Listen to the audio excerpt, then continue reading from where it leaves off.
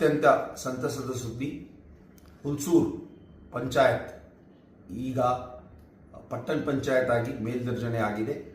ಇದಕ್ಕಾಗಿ ನಾನು ಎಲ್ಲರಿಗೂ, ಹುಲ್ಸೂರಿನ ಎಲ್ಲ ಗ್ರಾಮಸ್ಥರಿಗೆ ನಾನು ಅಭಿನಂದನೆಯನ್ನು ಸಲ್ಲಿಸುತ್ತೇನೆ. ಮತ್ತು ನಮ್ಮ ಹಿಂದಿನ ಸರ್ಕಾರ ಇರುವಾಗಲೂ ಇದು ಪ್ರಸ್ತಾವನೆ ಹೋಗಿತ್ತು, ಆದರೆ 2016ರಲ್ಲೂ ಇದು ರಿಜೆಕ್ಟ್ ಆಗಿತ್ತು.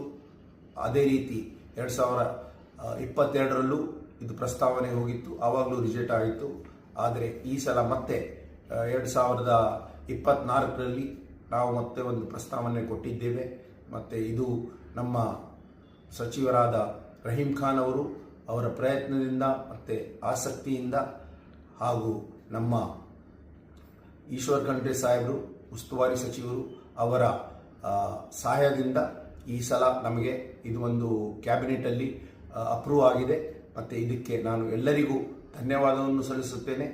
ಮುಖ್ಯವಾಗಿ ನಮ್ಮ CM ಸಿದ್ದರಾಮಯ್ಯನವರಿಗೆ ಮತ್ತು ನಮ್ಮ ಡೆಪ್ಟಿ CM ಆದ DK ಶಿವಕುಮಾರ್ ಅವರಿಗೆ, ನಮ್ಮ ಉಸ್ತುವಾರಿ ಸಚಿವರಾದ ಈಶ್ವರ್ ಖಂಡ್ರೆ ಅವರಿಗೆ, ಮತ್ತು ಬಹಳಷ್ಟು ಆಸಕ್ತಿ ತಗೊಂಡು ಕೆಲಸ ಮಾಡಿದ್ದ ನಮ್ಮ ರಹೀಂ ಖಾನ್ ಅವರಿಗೆ ನಾನು ಮನಸ್ಸಿಂದ ಧನ್ಯವಾದಗಳನ್ನು ಸಲ್ಲಿಸುತ್ತೇನೆ.